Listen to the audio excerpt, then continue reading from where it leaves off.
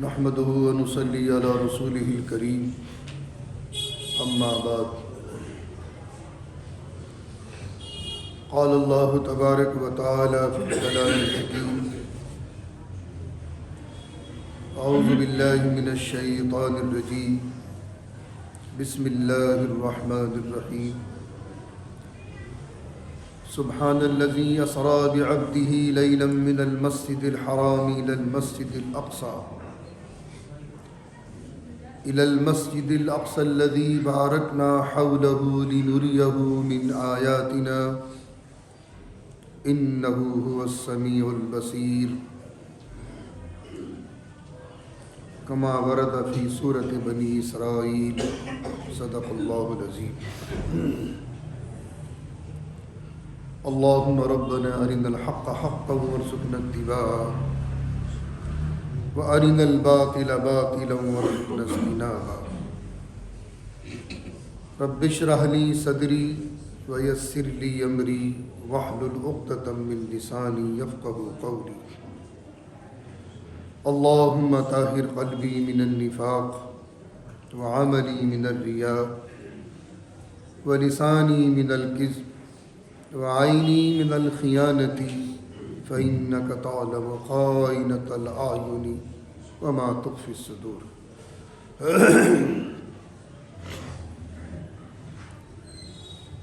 عزیزان گرامی،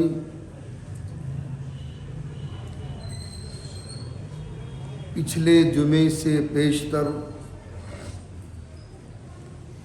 لباس کا شرعی حکم اور کوئی معین لباس پوری دنیا کے لیے سنت نہیں بن سکتا، اس کی تمام تفصیل آپ حضرات کے سامنے آ چکی ہے۔ گزشتہ جمعوں سے سفر معراج قرآن و حدیث کی روشنی میں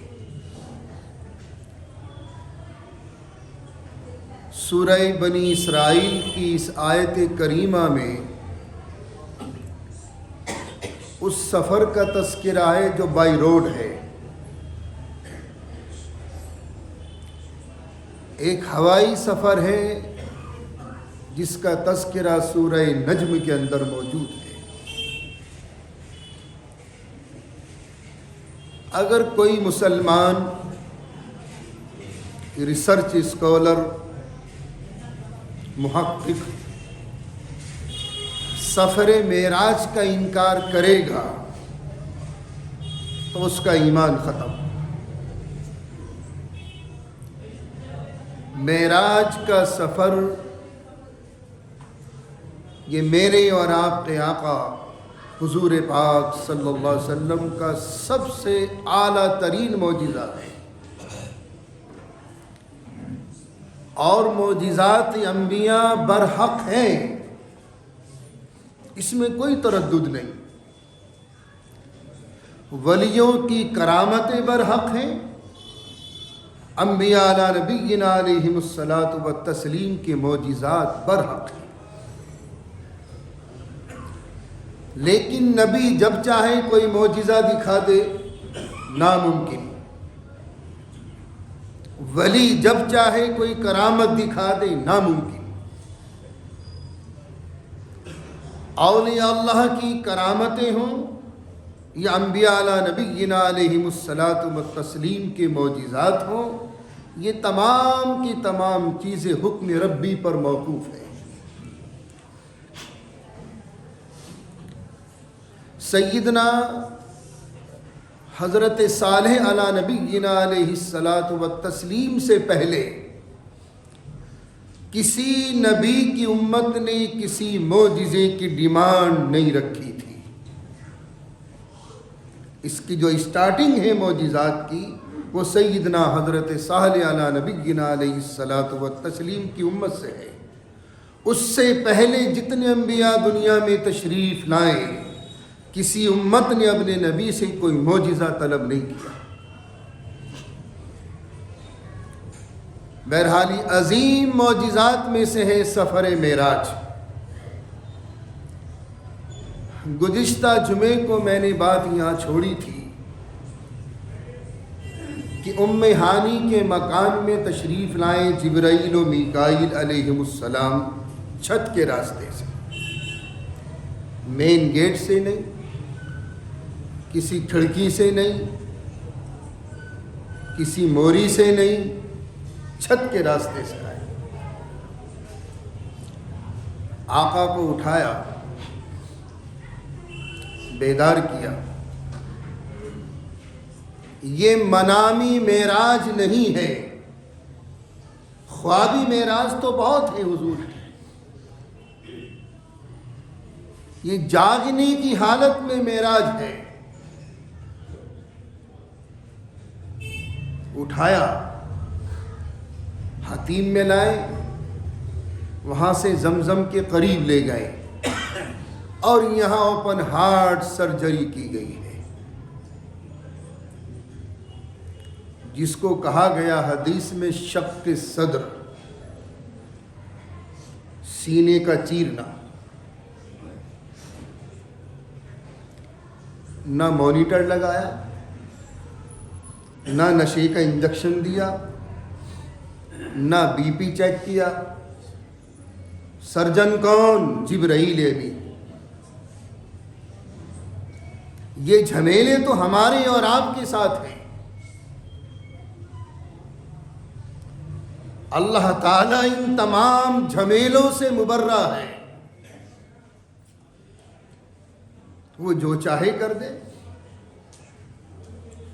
اس کے لیے کسی اسباب کی ضرورت نہیں۔ مالک پروردگار کو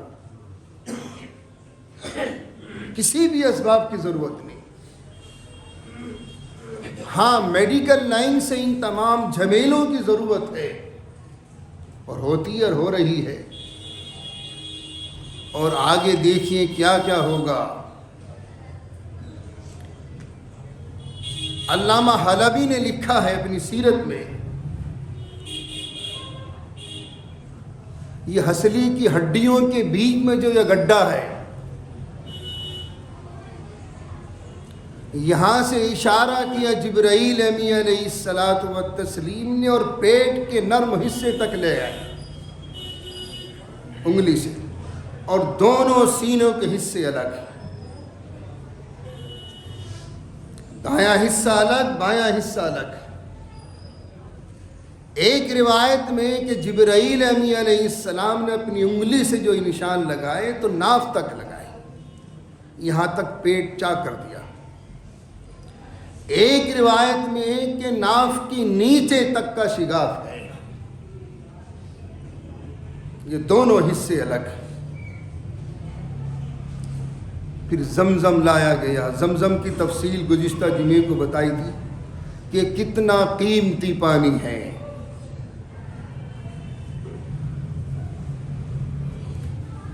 7 مرتبہ زمزم سے قلب اطہر کو دھویا گیا ہے،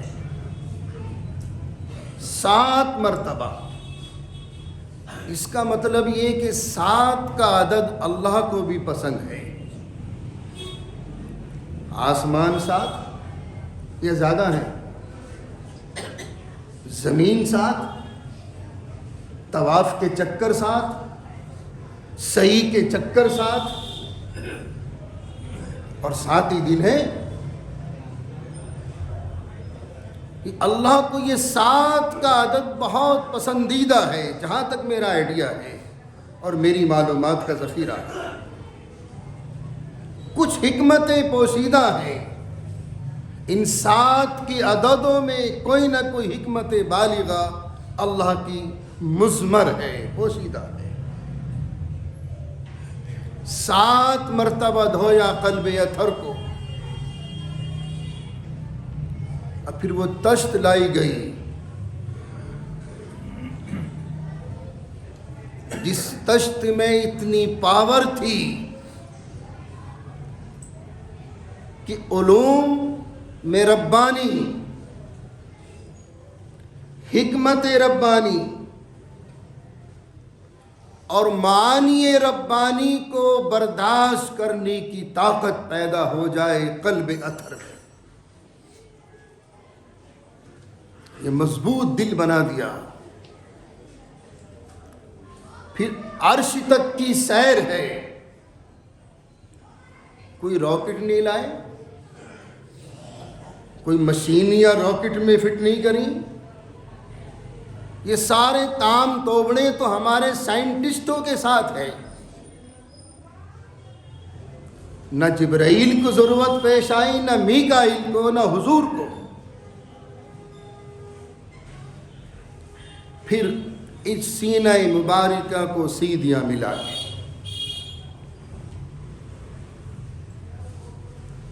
وہ سیون کے نشان موجود تھے حضور پاک علیہ السلام کی سینہ مبارکہ پر.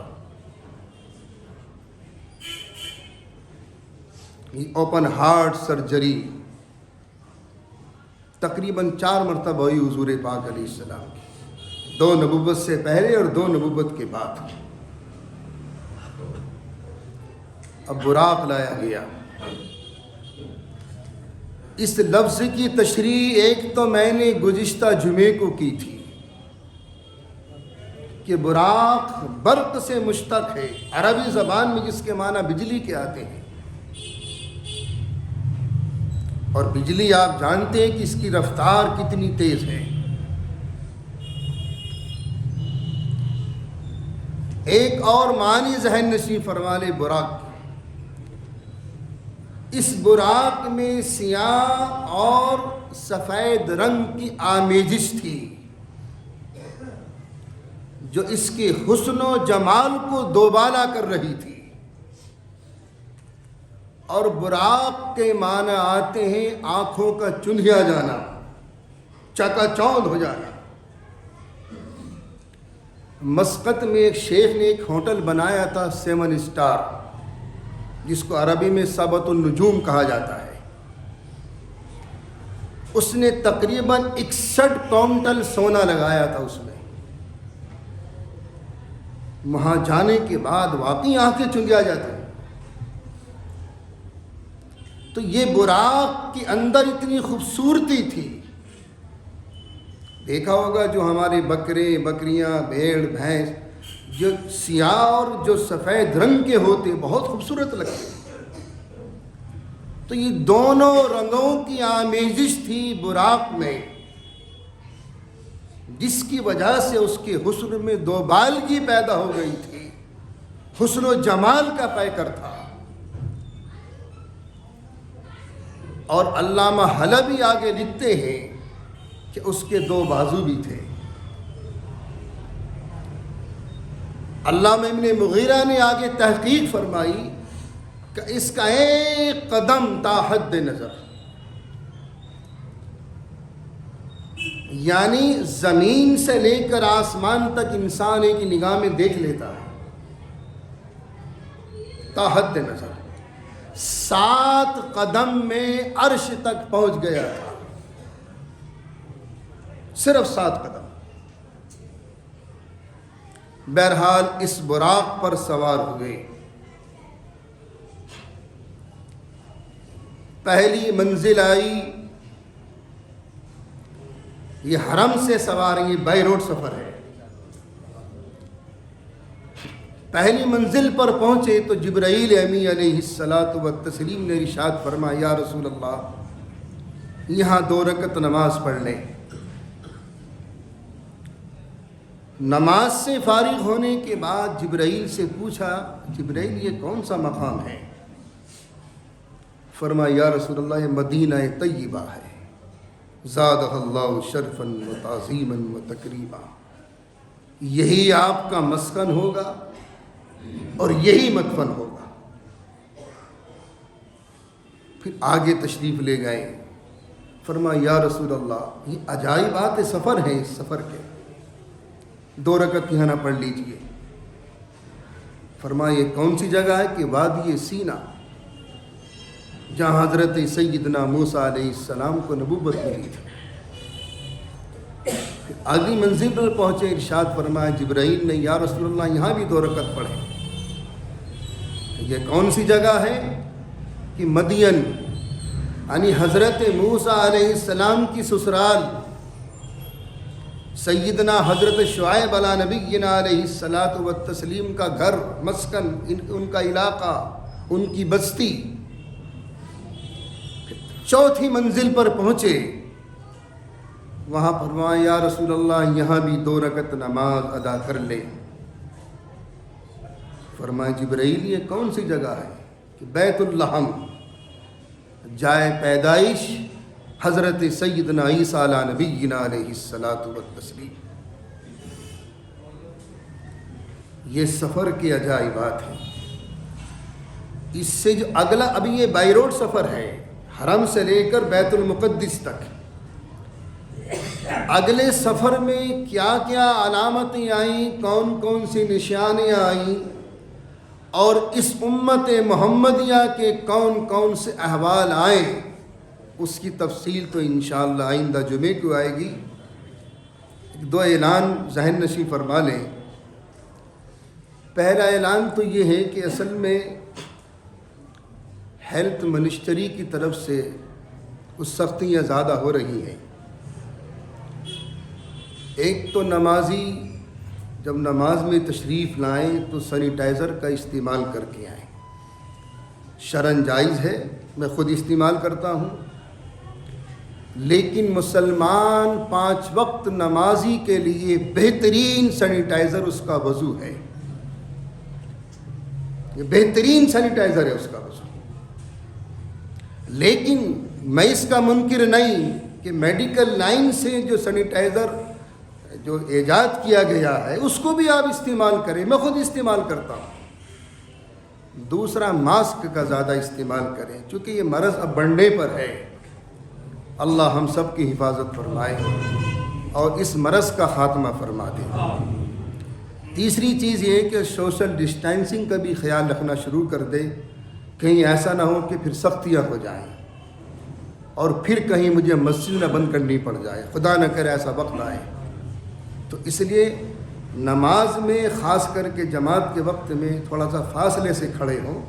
اوپر کا حال بھی کھلا ہوا ہے، مدرسہ بھی کھلا ہوا ہے، 3 منزل کھلی ہوئی ہے، اس کا بھی خیال رکھیں۔ چوتھا اعلان یہ تھا کہ میں نے اعلان بھی لگا رکھا ہے گیٹ پہ کہ حوض کی مسجد کی جو ہمارا مسجد کا جو حوض ہے اس کی مرمت چل رہی ہے، لہذا نمازی اپنے اپنے گھروں سے وضو کر کے تشریف لائیں۔ یہاں بڑی دقتیں ہو رہی ہیں۔ جو اہل علاقے کے ہمارے نمازی ہیں، میری ان سے درخواست ہے، ابھی تو میں پیار سے کہہ رہا ہوں آپ سے کہ اپنے اپنے گھروں سے وضو کر کے تشریف لائیں، مہربانی ہوگی۔